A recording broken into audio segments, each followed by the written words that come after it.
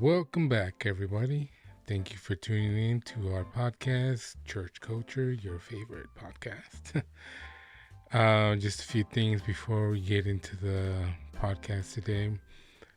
We are in a new place. If you remember, we referenced it a couple times when my sister and brother-in-law, JP, were in the process of getting their new home. And so after a bunch of running around here and getting this there and just waiting on the bank people, finally were able to move into their house. And so it was kind of like a makeshift thing, and as you'll notice in the podcast, you'll see why, because they're still like working on their house that day we went to do the podcast. So I was there a little early just to try to set up, and unfortunately the two cameras turned off. One of them, where my sister was talking, her camera, like almost towards the beginning, it cut off, and so it was plugged into the power source, but the battery wouldn't charge long enough to stay on, and so I had to keep turning it on every time it go off. But it's all right, we're learning. And so I tried to move the cameras to the only two that were left on, and just barely. We kind of brought us together to share one camera, so two people shared one camera, as you'll see in the podcast. But I went ahead and purchased some power sources for the camera so that we won't be relying on the battery. But yes, the exciting part is that they're in their new house already, so go ahead and send them a message. Congratulations. And we'll get into this pod as devotional number 3, week 4. So let's get into talking and discussing, and thank you so much for joining us. All right, guys. See y'all next week.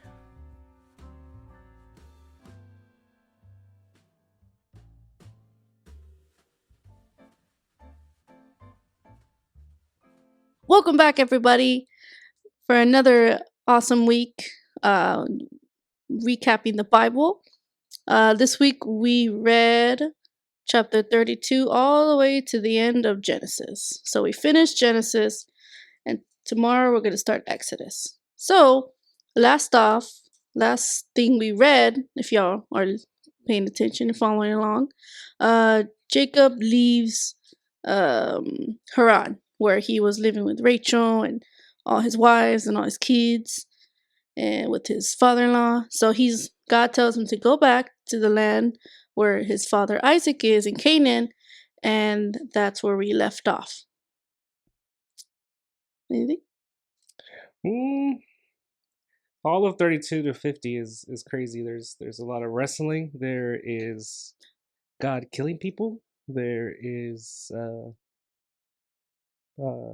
let's start with 32. What part is that? Huh? The killing people? Later. Did you read? Obviously you didn't. You don't know what I'm talking about. Tamar's sons, remember? No, I thought you meant in the same, like them leaving. Sure, no. Sure. No, it's like because chapter 40 or something. No, because it starts with them, but then it jumps to Judah and Tamar. Yes, just like one chapter. It's like let's go here and then we'll come back. We're jumping ahead, but let's start with the first. Right after Jacob left, he is leaving to go meet Esau, his brother that he hasn't seen in 20 years? About. He leaves. And so Jacob's kind of like paranoid, no? Kind of like, oh crap, I don't know if he's still wants me dead, or he's thinking the worst, basically. I mean, I would too. Last time he saw him, he wanted him dead. So that's why he fled. So, he meets him. They embrace. Esau's a new man, changed man. What about the wrestling? Was that after the wrestling? 32 or 34. Oh, that's right. Peniel. How do you say it in English? Is it still the same? What is that? Pinion. Opinion? I don't know what that is. Break it down for us. Jacob fighting with the angel of the Lord, which I think it's God, but It's God, yeah. he gets into a fight in the middle of the night, and Jacob won't let go until he says, "I'm not letting you go until I get a blessing." And then he gets a limp on the right hip, His hip. his hip, something like that, and then his name is changed to Israel. Israel. A lot of name changes too mm-hmm. in these chapters. So yeah, and it's funny too. It kept going. That who was it? The Hebrews or somebody doesn't eat the meat of the thigh or something like that because it's anointed or holy or whatever. Yeah, something like that. He wrestles God. Then he meets Esau. Oh yeah, after that. After 20 years, and then basically Esau has a change of heart. He's like, "What up, bro? What's good? You know, I don't want to kill you anymore. I don't want to kill you anymore." And then we get to the Law and Order SVU part of the chapter. Oh yeah. Hold on. Y'all just getting into a bunch of stuff. Well, we're just getting big old recaps. Elaborate. No, so I'm thinking, man, this guy stole, because back then, right, it was this blessing upon the first child was like everything. It was like how you made a name for yourself, how everybody looked at you. Because if the firstborn didn't get it, like there's something seriously wrong with you. But because he was tricked, doesn't really matter because he still didn't get it anyway. So it's like this bitter hatred towards Jacob. But you can see now, right, how because Jacob was coming in with all his herd of sheep and whatever else he had, His and wives. he knew that Esau was coming with a bunch of men, but so he's like, okay, everybody take a few of the herd and go off like in you go first, and after like a half a day, the other guy goes. And so he was trying to like throw him off a little. And he would say, if you see Esau, tell him, hey, these are for you, from my Lord Jacob. And uh, like, it kind of like, here you go, don't kill us, you know? Yeah, he wanted to see how he reacts Yes. first. And so, but it's crazy how it's almost like a prodigal son, where like he almost like welcomes him because he sees his family. Oh wow, look at my nephews and nieces and stuff, and all these things. Like, and you see Esau, he was like, man, like I don't need this stuff. I've been blessed. Look, all the family and stuff that I have. I don't need these things. So like it was more of a shock to Jacob more than anything, right? Maybe. Interesting how he put his favorite wife in the back and his lease in the front. Just in case something popped off. Yeah. I mean, we know that Rachel's his favorite, obviously, because that's the one. Poor Leah. She's doing what she's told, man. Hmm. Anyway. Wait, a woman doing what she's told? No. Wow. It can't be true. Wow. So before that, like you were saying, JP, he confronts this guy and he wrestles with God. And so, but it says in the scripture also that even though God changed his name, like none of the people referred to him as Israel. They were still calling him Jacob. So you can see how, I don't know if it's like the sins of your past like still didn't go away, and they're still trying to call you by your old name, like how they say today, dename you or something. Like, right? That's like what they call it whenever you supposedly change your name to something, and they call you by your old name. They claim that you're dead naming them. That's what they call it. Oh, okay. Never heard that. Like Kanye getting mad because he wants to be called Yeezy. Whiskey. Let's go. Or something like that. Or like when Ron Artest changed his name to Metta World Peace. Yeah. Yeah. But yeah, it's crazy how I know that's probably like reflective in journey to like when they come to Christ. It's an old them and it's new. Now they're new. They don't necessarily have a changed name, but They're a new creation. right, right, Amen. yeah. So after Jacob and Esau, like they meet up, they're like, "Hey, thanks, bro." Jacob goes and he lands in the city of Shechem in Canaan, and he camps there. And so there's some, what do you say, SVU drama? Mm-hmm.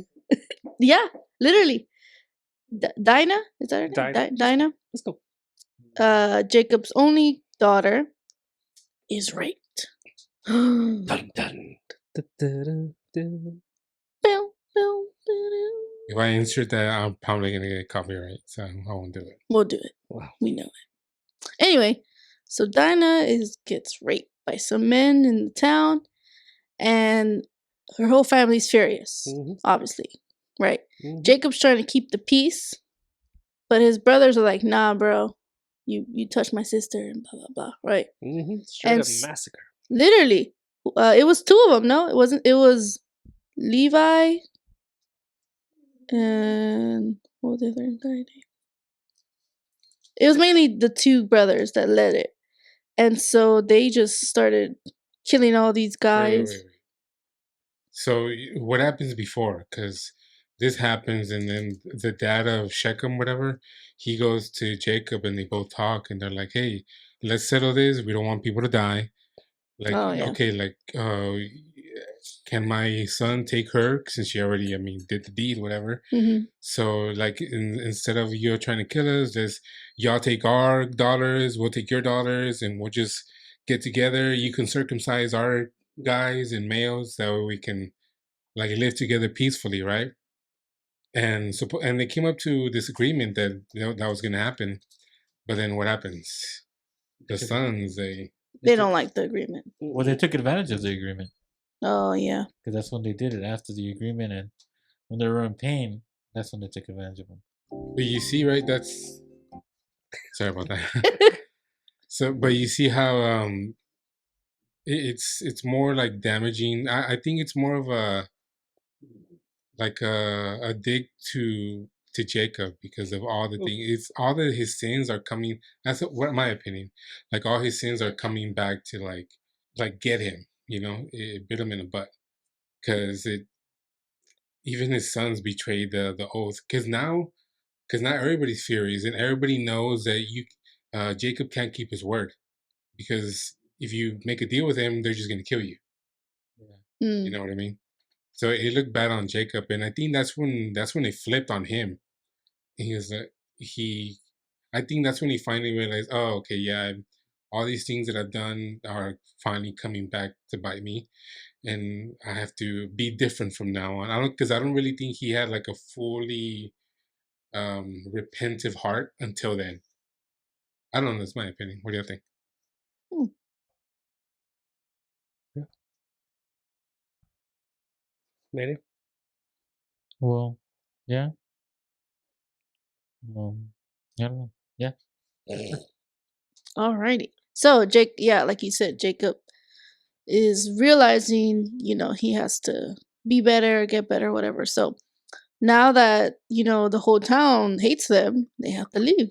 They have to leave Shechem. And so they go to Bethel, right? And you notice that everybody's chasing them, but then God, like it says that he puts a terror on them. Oh yeah. So that they won't go after them. Oh yeah, there you go.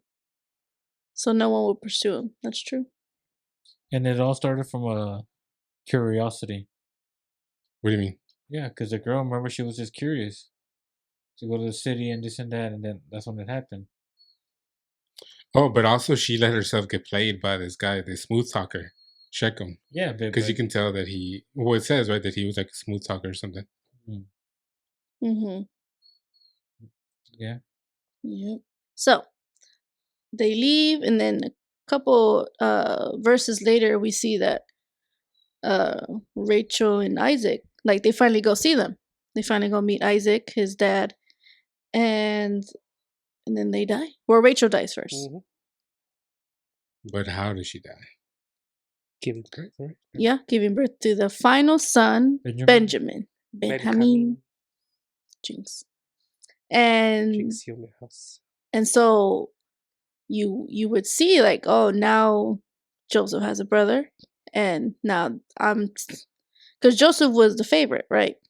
Because that was his like only son from Rachel. Now he has Benjamin, and now Benjamin, like we will see later in the chapters, like that's his favorite. And so yeah, Rachel dies giving birth. So who was Rachel's sons? Joseph and Benjamin. Yeah. Yes.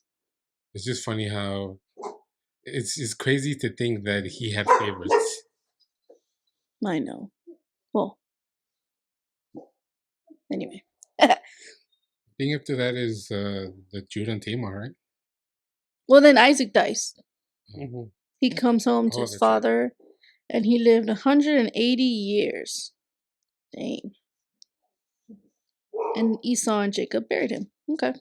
Well, that's Jacob going back to finally see his dad Isaac, because he knew he was gonna come back, and it's crazy how it's kind of almost like a prodigal son. Right? I know I said this before, but it's almost like it's not exactly like it, but you come back repented after you.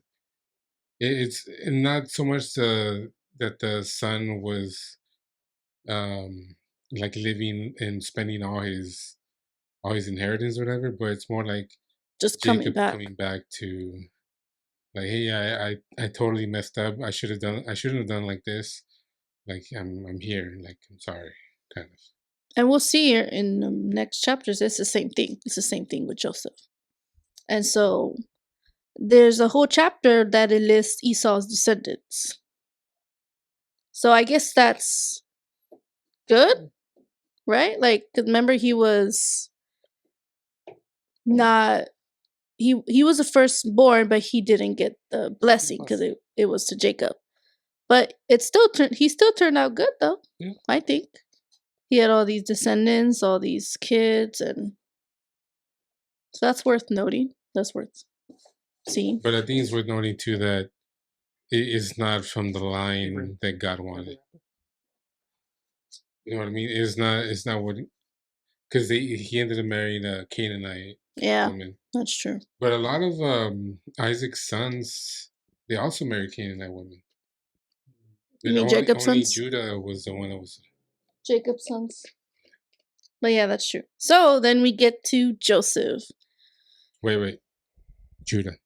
No, look, I'm going Judah through them. No, it's Joseph first. Look, I am literally. Oh, that's right, Joseph, and then cut to Tamar. Yeah, real quick. So we meet Joseph. He's already 17, right? Joseph. He is the favorite of Jacob, his father. And so his brothers don't like that. What do you mean? They're jealous because that. The dream. Oh yeah, well, just in general, but more because of the dream. That's what triggered them. And what was the dream about? Basically that one day they would serve him and bow down to him, and they didn't like that. And it'd be cool if he just told him about the dream, but he kind of said it like, "This is what's gonna happen," type thing. Yeah, like. Yeah. And so of course that made him mad, because like, who's gonna? Why do you think your sibling is gonna tell you that you're gonna worship him? Yeah. Like, you know. The sun, the moon, his parents, the stars, his family. Yeah, everybody. Crazy. And so the brothers all come together and plot to first kill him, right? They wanted to kill him, but who was it? Reuben stepped in and saved his life. He's like, no. Let's just sell him. I'm like, if that's any better. But he spared his life, and they sold him into slavery to Egypt, to the, let me get it right, Pharaoh's officials, the Potiphar. He was the captain of the guard, so he was high up in the ranking. Well, he sold him first to like these people who were going through like the city or whatever, and then they sold him to Potiphar, Yes. right? Because it was somebody like journeying through. Yeah. They're seeing like some people walking through, like, oh look, they sell him to him, and then they the ones sell him to Potiphar. Mm-hmm. But then the brothers tell Jacob. Did you hear the echo? The reverb? That was the headphone. Oh yeah. Okay. Sorry guys. So they tell Jacob that he was murdered. They give him his clothes full of blood, and then Jacob's like, oh my gosh, my son. And so then he's even more protective of Benjamin. Mm-hmm. He's like, this is my only one, quote unquote, and nothing's gonna touch him. So then we go to Judah and Tamar. And I had thought afterward, I'm like, why are we reading about Judah and Tamar? But it's in the lineage of Jesus. Yeah, that's the only reason why it was put in there. But it's crazy, right? Like, so I guess explain kind of what happened. Go ahead. What? Judah and Tamar. So Judah is one of Jacob's kids. I think from the servant wife, right? The servant. I don't have it. But anyway, so Judah's one of the She kids. wasn't the Flusy. No, it was Potiphar's wife. That was the Flusy. No, that's not. Yeah, remember she was the Flusy? Tamar? No. I thought it was Tamar. But... No, I'm talking about Judah. Oh. Well, so what happened, right? So Judah's son, he had 3 sons. I forget the names. But the first one he was set to marry Tamar. Yes, they did get married. Yes, but God, for some reason, he said that he was wicked, so he killed him. Like, I don't know how. So that's where I wonder JP. How. Yeah, well, that's what he was referring to in the beginning. I wonder how he got killed. Like, just one day to the next, did he just drop, or lightning? I don't know. I mean, I don't really think it's important. No, yeah, it's still curious, like worth. And I was asking him, well, dang, there's a lot of wicked people that we read. Why him? Or maybe he does. How God wicked does. was he in order to? Or maybe God has killed other wicked people before. Or he just doesn't. Yeah, well, I mean, also, so the brother's supposed to take up his wife and give him kids, and what does he do? He kills him too. Yeah. Mm-hmm. And then the third son is too young to marry, so he told Tamar, once he's of age, you can marry him. But then he never gives him to her. But I'm wondering, like, why didn't she wait? Like, did she think maybe Judah wasn't gonna do it? I think so. You know, it was, and so that's why she took matters into her own hands. Maybe. Yeah, she was impatient woman. Mm-hmm. We're seeing a pattern, right? Women are the problem. Well, so basically, doesn't she leaves? No, like she doesn't live with him anymore. Judah. With who? With Tamar. No, they're still there. It's just that Judah is gonna go on some journey, and she knows what route he's gonna take, and so she dresses up as a prostitute to kind of lure him in. Mm-hmm. Oh yeah. Yeah, disguises herself, kind of. Mm-hmm. Right, and that's when he tempted. Man, guys are like, yeah, whatever, let's go. I know. What did she take? She took his signet, the ring. Oh yeah, so I guess the tradition was if you sleep with a prostitute, you pay them by giving them a goat. A goat. And so he didn't have a goat yet, so he goes. She's like, "Well, give me your signet, like your robe, and then like your staff or something, right?" Also, is because it's significant. It's like distinct to them. Yeah. It probably has like their name or something inscribed on it, and so that's how you know. Like she's like, "Well, give me this as collateral, and then when you send me your goat, I'll give you your stuff back." Mm-hmm. But then, of course, then later on, they can't find her. And so then they find out that Tamar's pregnant. Mm-hmm. And then so Judah's like, well, how? Like, you're not even twins. married. Let's burn you. Yeah. You know? She had twins. That's crazy. I think what's crazy is that they burned women who were adulterous. Yeah. As it should be. Well, I think it's for both, but Wow. they only did one way. What do you mean? Yeah, because I think it was for both, for men and women. If you were a man in adultery, it was Oh, for the both one of who them. committed the adultery was the Yeah. one. Oh, okay. It should be Good. all of them, but they took it to one way. That's fair. One way. So yeah, and then we read later that Wait, so who were the kids? Perez, and Zerah. And I think Jesus comes from Perez, right? The lineage.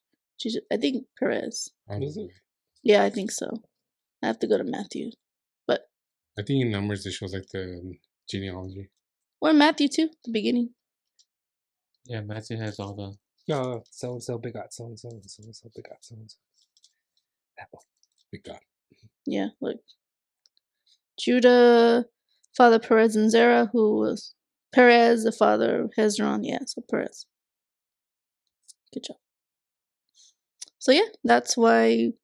So that's Judah, and then we forward or flashback to Joseph. Joseph. He goes straight to jail.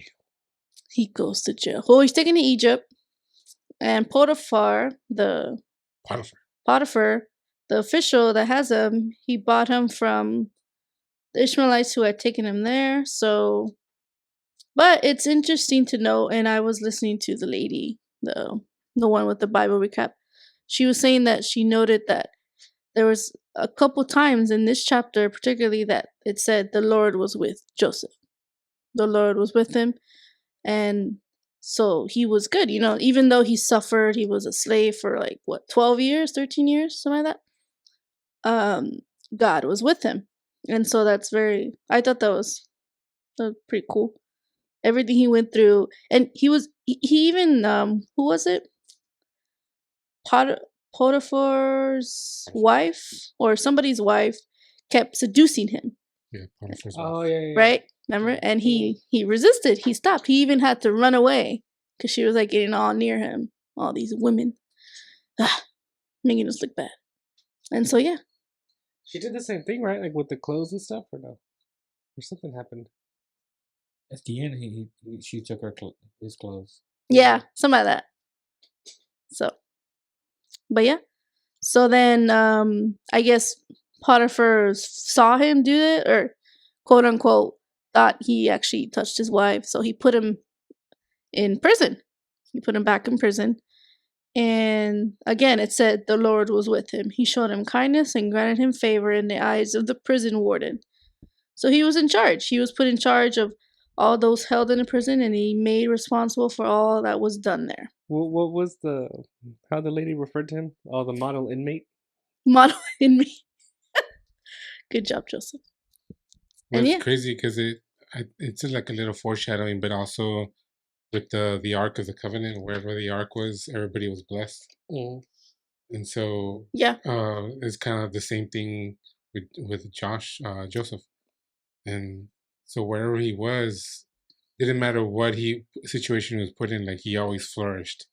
Like he always got out of it. He always got the best of everything, even though he was like in the pit, And well, I guess with Potiphar's house with his wife, whatever, then he got thrown into the pit, and it's like,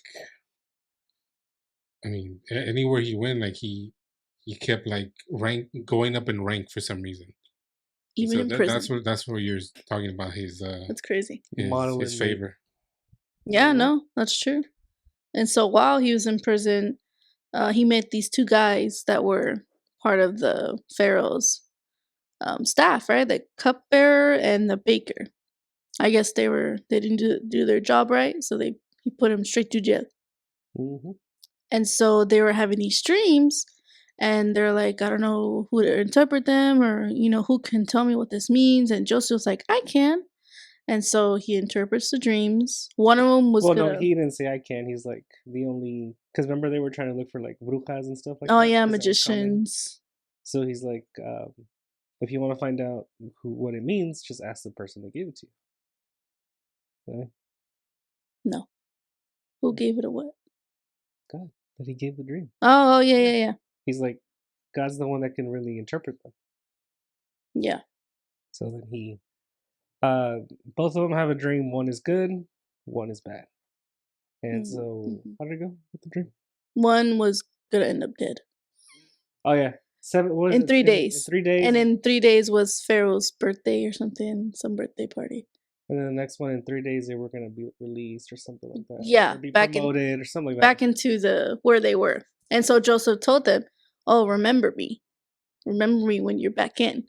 Mm-hmm. And so, yeah, just as Joseph had interpreted it, that's what happened.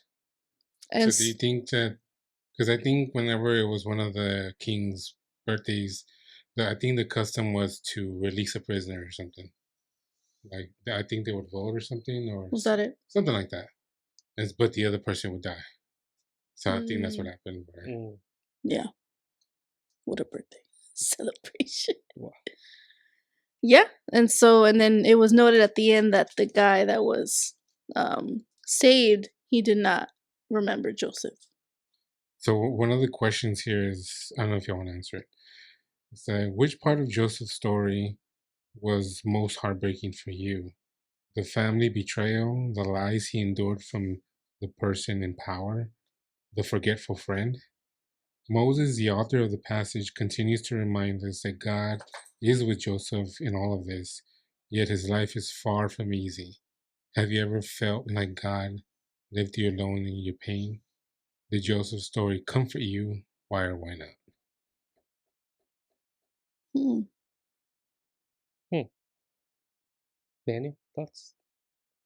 Oh.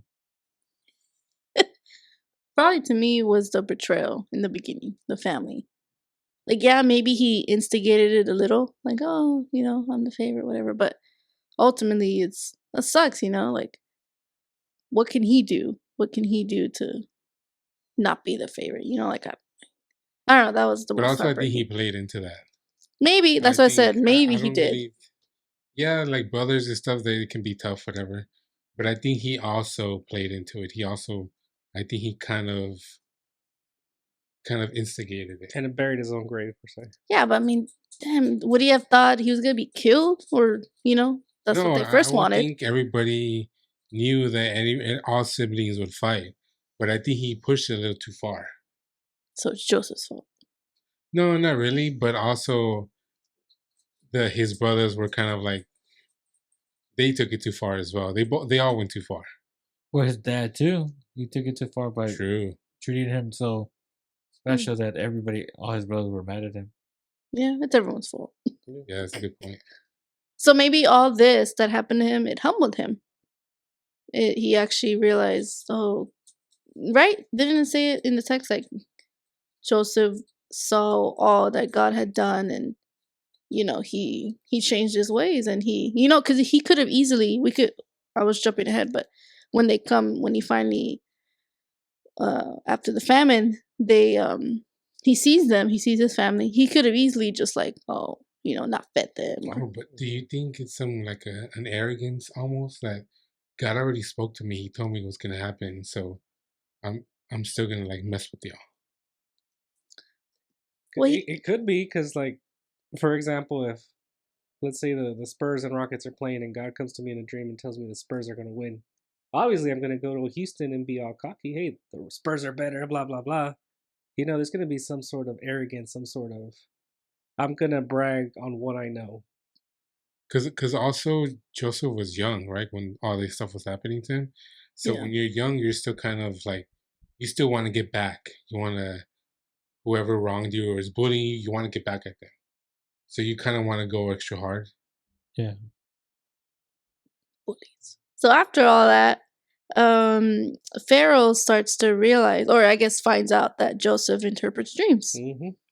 which is good for him because now Pharaoh wants him to interpret his dreams, and the dream that he had was about the famine, the 7 years of Wealth and flourishment, and then 7 years of straight famine. Well, I think Pharaoh at first, right, he has this dream, and then he's talking to whoever like his counsel is, and that cupbearer guy is there, of course, because he has his cup, right? Mhm. And he goes, then that's when he overhears and he goes, oh, hey, I knew of this guy who interpreted my dream. Back in prison? He's still in the pit somewhere. I totally forgot about that guy. Oh, now you remember. Yeah. And so I think that's how he came to. Oh, Yeah. really? Well, bring this guy. What the heck? Let's bring him over here. Yeah. See if he can interpret my dream. You know. Mm-hmm. Yeah. And so, and obviously, he interpreted it right. Mm-hmm. So what was it? First 7 years were good, and then the famine comes. So he tells the Pharaoh, in the good years, store up like 20%, 20% right? of that. Store it up so when the famine comes, we're ready, we're prepared, we're not dying of hunger.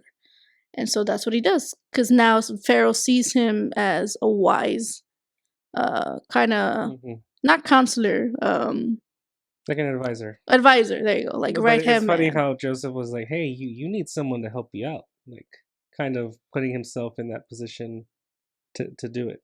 You know what I mean? He wasn't like just get anybody. He's like, you need, kind of hinting to like I could do himself. it. Yeah, that's true. Yeah, it's smart. He doesn't want to go back to the pit. Yeah, but also Pharaoh is like, I don't want to do this. Who can I get to do this? It's a lot of work. You want to do it? You're suggesting it, so can you do it? Yeah, and he does it well, and in the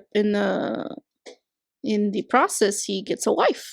Mm-hmm. Joseph gets married to somebody's daughter. Oh,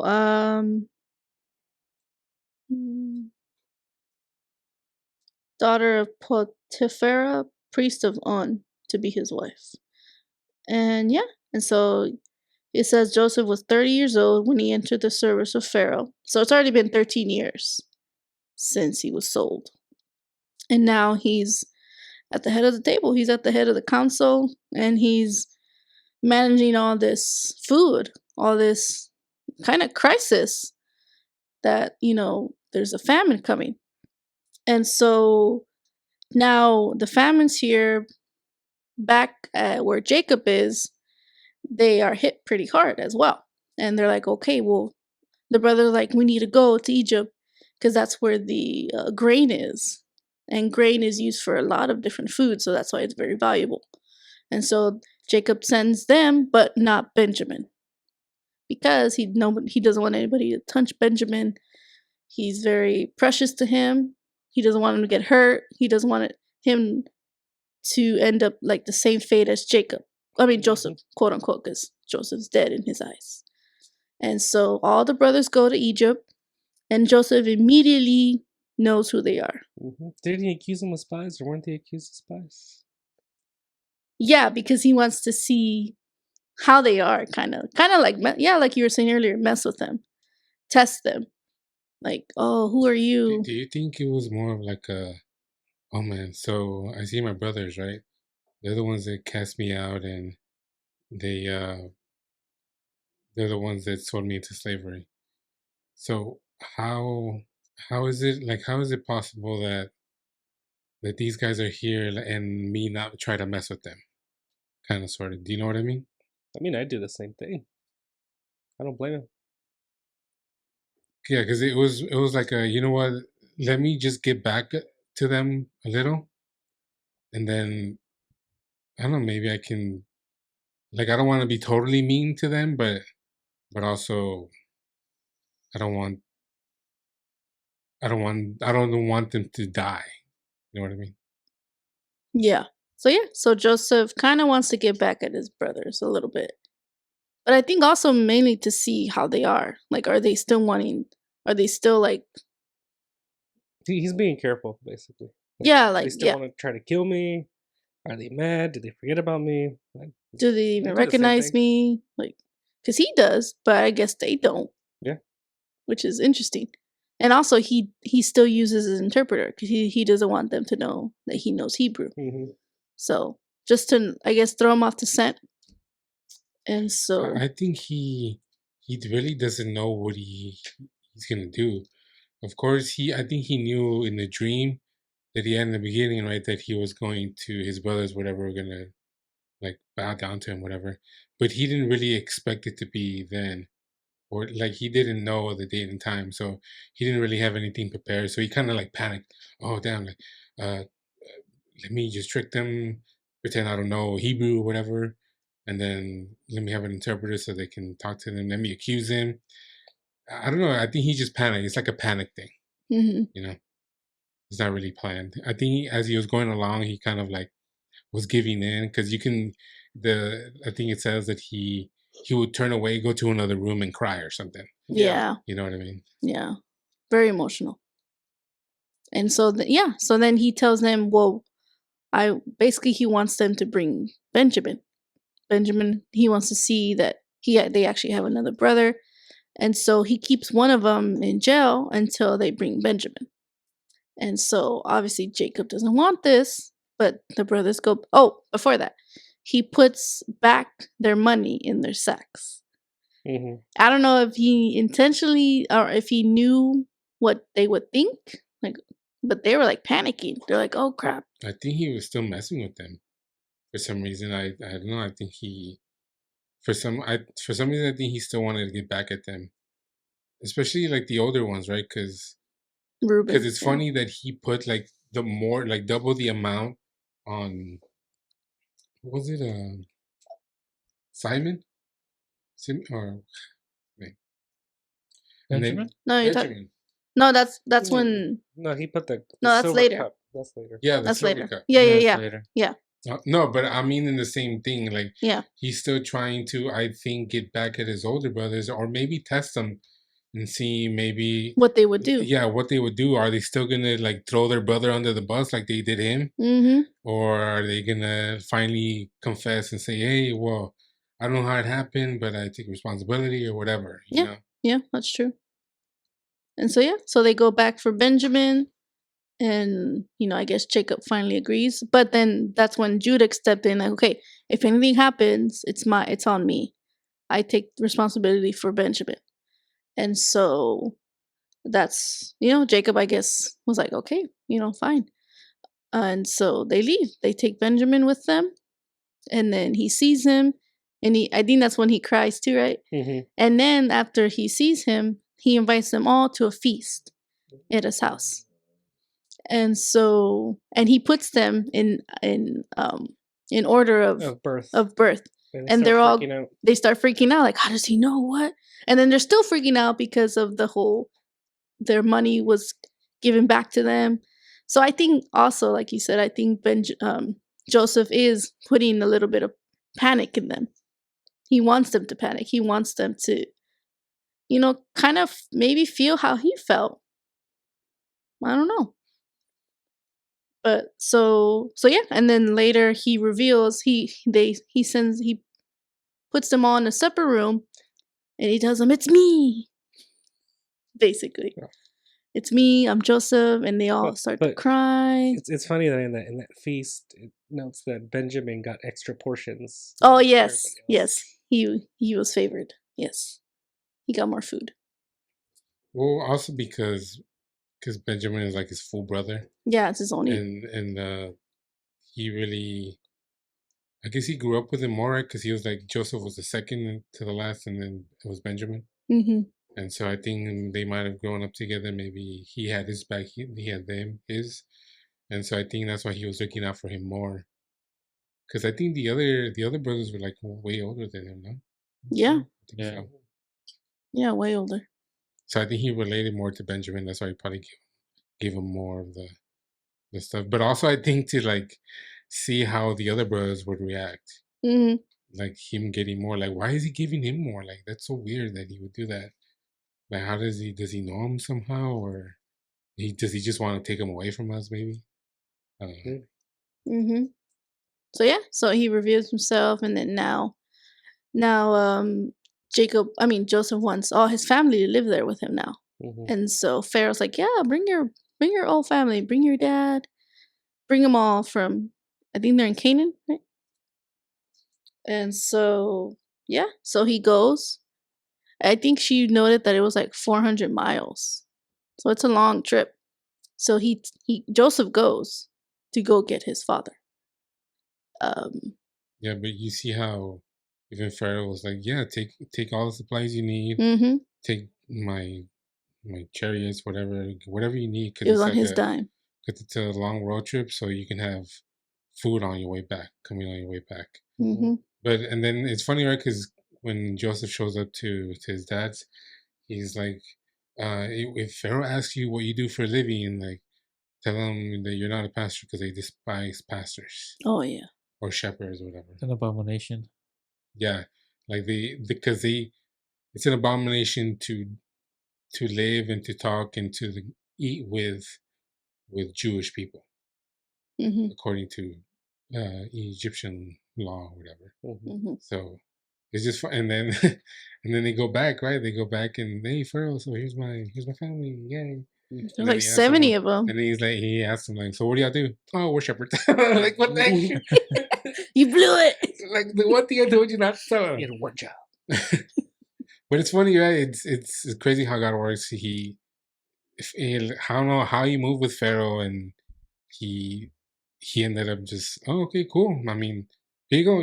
This piece of land that's fruitful and it's yours. I mean, like you said earlier, wherever Jacob goes, his favor is with him.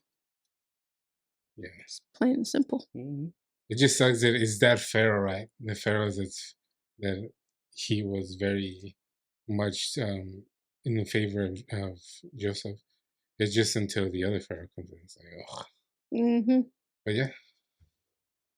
Yeah. Yeah. And so right before Jacob dies, he blesses Joseph's sons, Manasseh and Ephraim. And so he kind of does this. He does the same exact thing.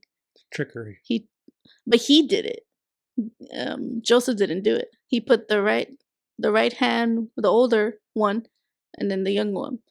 But Joseph flipped his hand, so he knew what he was doing, and so he blessed the younger son. It's been the same thing. He's given the blessing to the younger son. Why do you think that is? Why do you think they do that? Is it what the first will be last and the last will be first type of thing? Everything kind of seems like to be foreshadowing the future. Like Joseph seems to be I forgot what they meant, but some kind of Jesus. Not that he's Jesus, but I mean that there's a lot of similarities. I just forgot what it was, but there's a lot of similarities. His own people portrayed him. They, stuff like I forgot to. Yeah. They really explain it really well how, and he came out of Egypt. Jesus came out of Egypt at one point, and I don't know, it's just a lot of foreshadowing. Yeah. Very true. Mm-hmm. So yeah, Jacob dies in the land in Egypt, but he doesn't want to be buried there. He wants to be buried back at his home. So Joseph takes him, and then Eventually, Joseph dies. I want my bones to be taken. Oh yeah, they took him with them. God surely will get you out of this place. Take my bones with you. Yeah, and sorry, I forgot to mention. Jacob blesses all his sons before he dies, and it's interesting. Each of them he says something different. Like the first ones, he doesn't give them their blessing, not until Judah,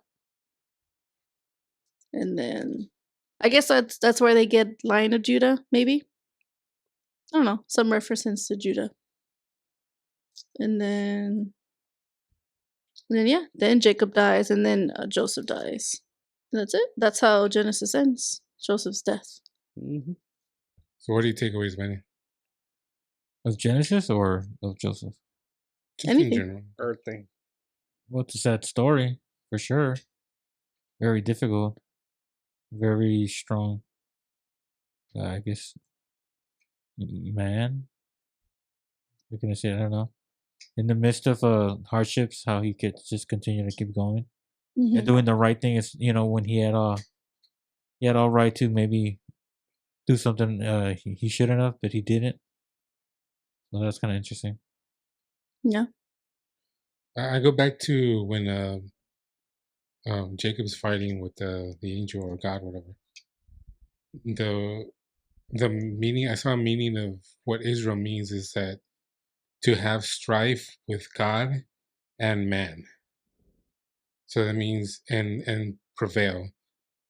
So Israel means to have strife with God and man and still prevail. So it's crazy how that's like pretty much what's been, even like the Israelites now, like despite all the persecution, them moving from being chased out from Israel, going back, and then they floated all around like Europe and Asia and stuff throughout the years. They were in Spain for a moment, then back to like the whole history of Israel, but they finally came back to Israel. So it's crazy how they would try to destroy Israel, God's people, and so that's why I think I think the God part, strife with God, is when Jacob fought with God, and then strife with man is all these things going on still, but they're still here, so they still prevail. Yeah, So that's my takeaway. that's Ciao. good. I'll take it away. One, the Peniel story, it's pretty interesting. It's cool how he didn't want to let go until he got his blessing, and I feel like that's what's it called? An attitude that we need to take in our spiritual life. Like we can't give up the presence of God until we get our blessing, and not trying to be all prosperity gospel, like don't let go of God until you get your $1,000,000. But basically, don't let go with the don't let go of the presence of God, basically. And the whole who is it? Joseph in the pit, like I've heard many different sermons of how, like, when the world and when man tries to throw you in the pit, God was still with them, and he prevailed, and he'll use the least likely people to make you prosperous and make you prevail. Not rich, but he'll make you prosperous. My take. Yeah, I'll piggyback off what you said. Just to be in his presence and seek his presence, because that's when you'll find favor. And like you said, favor isn't necessarily things. It's not, oh, give me this, God, and then I'll pray, or give me this and I'll worship you, whatever. It's more, I'll worship you even if you take everything away. Even if you throw me in the pit, I'm still going to honor you. And I don't know, that was the biggest lesson for me. Not to be, I guess, not to go by what's around me, because God is constant. He is the same. He doesn't change. Even if circumstances around you change, he doesn't change. And just to continue to seek him. And that's a wrap. We'll see y'all next week into Exodus. Peace.